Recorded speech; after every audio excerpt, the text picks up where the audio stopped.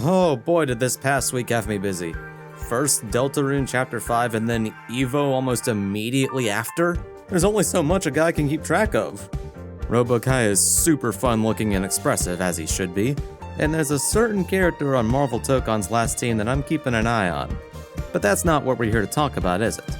At the event, players had a lot of hands-on experience with the new Under Night character Zohar, which gives us a pretty solid idea of what she's gonna be like when she comes out at some point. Yeah. In the meantime, consider this an early character overview, mixed with a little speculation and opinion. To give a sort of elevator pitch on Zohar, she is a stats-based rushdown character centered around her doppelganger. While the doppelganger is summoned, it will mimic whatever special Zohar is currently performing, but while it's put away, her normals gain unique properties and extended range. Speaking of her normals, by default they seem to be on the shorter end with pretty fast startup, and a handful of them come with built-in follow-ups kind of like Azumi. Using her force function will summon her doppelganger, and depending on directional inputs, it will either follow Zohar around or be left at a certain point on the screen, allowing you to create sandwich setups when you get a knockdown. When performing her Rekka series or Air 236 special, the doppelganger will replicate the movement, allowing Zohar to attack from a distance or boost the damage of her combos.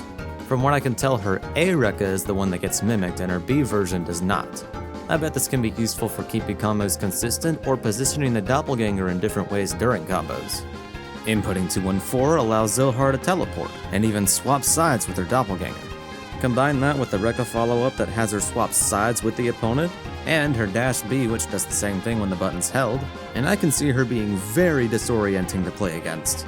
As belligerent as her offense can be, I see her being pretty weak on defense, as to my knowledge she does not have an invincible reversal, and has to rely on a parry in the form of her 2-2 special, which I'd imagine loses to throws. Her 3C leaving her airborne makes me question how useful it'll be for option selects, but her dive kick should be a reliable defensive option either way. One last little tidbit that I find pretty fun is that she has a backdash similar to Tonoshiki's, which comes with a follow-up that leaves her airborne. Overall, I am very excited for Zohar's inclusion, though I might be a little biased in that. From JoJo stands to personas, to even more recently with Daemons of the Shadow Realm, powers that involve a companion or a manifestation of the soul in some way have been some of my favorite concepts in all of fiction. So to see Under Night get a fourth character that falls under that trope makes me pretty happy.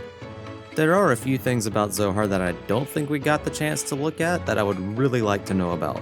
Specifically, how the doppelganger is going to affect her frame data. I assume her Rekka is going to be pretty minus in her default state, but is the clone going to be able to let her generate plus frames in any way? If anyone who was at the event knows more about her frame data, let me know in the comments, please. With the information we have currently, I would imagine Zohar to be pretty strong, but not busted like Azumi or the rest of the all-arounders in this game. While she has the tools to put you in some pretty messed up situations, some of those tools come with caveats, like her core gimmick costing her grid on activation, similar to Kuon or Tsurugi in that sense. That should be all for now. See you when the character officially comes out and I can make a full-length overview, or when Avatar Legends releases, as I do want to make videos on that as well. Whichever comes first. Anyways, see ya!